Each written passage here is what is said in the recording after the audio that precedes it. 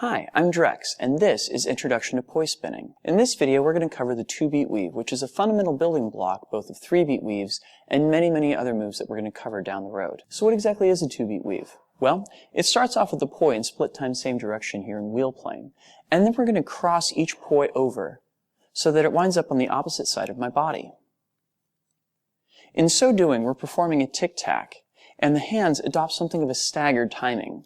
That is, one hand initiates this move and the other one is slightly behind it. They don't just cross directly over at the same time. You'll also note that as I'm doing this, my right hand is always on top. I can just as easily perform this so that my left hand is on top instead. You will want to learn it both ways. So how do we begin to learn this trick?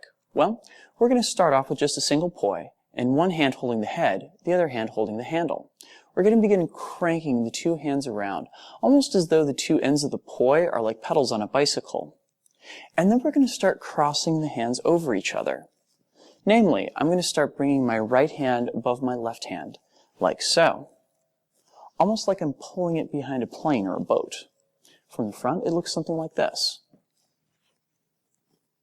What this does is it begins to train your hands into the idea that one is following the other, that this is a staggered move.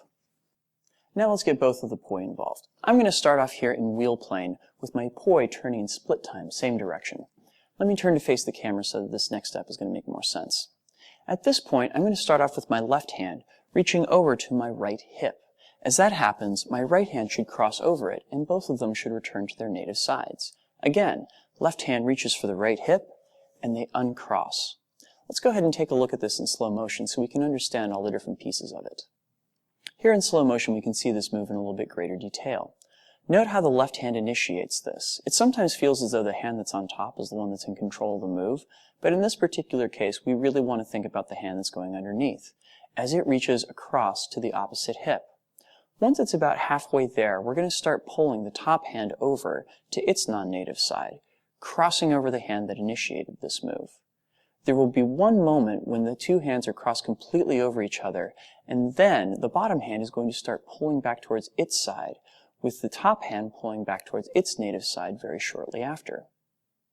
This is one of the more complex moves that we've learned, and there are a lot of things that can go wrong. Let's take a look at each one of them, and I'll give you some tips as to how you can get past them. First and foremost, a frequent problem is that timing falls back into together time rather than split time.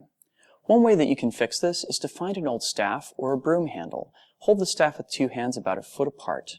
Then practice spinning the staff in such a way that you're crossing one hand over the other. This is actually the exact same move, a 2-beat weave, but what it does is it forces your hands into the proper timing.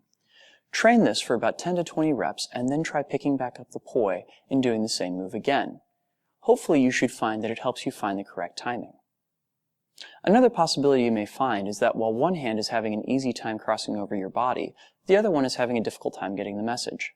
Here's one way that you can fix that. Start with your hands crossed and get the poi turning, and then return your hands to their native sides. This exercise is pretty difficult, but it will train your hands to find their places on either side of your body and to make the unwrapping part of it feel natural. If you find as you're doing this that you're hitting yourself a lot, there are two major possibilities for what's going wrong. Let's look at each of them individually.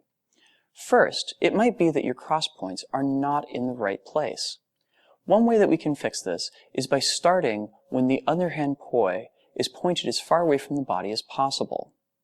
This will ensure that the cross points are pointed away from the body and give your body proper clearance to avoid getting hit. Another possibility is that your hands are simply not getting far enough over to avoid hitting yourself. They should be reaching for the opposite side shoulder and hip. They shouldn't be stopping on your midline.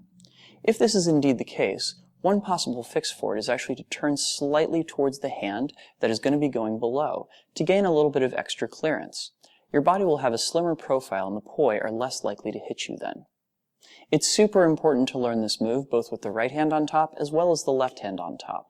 Both of these wind up coming in handy down the road for things like 3-beat weaves, windmills, and a variety of other different tricks. Make sure that you're training each side equally. Thanks for watching and enjoy the flow.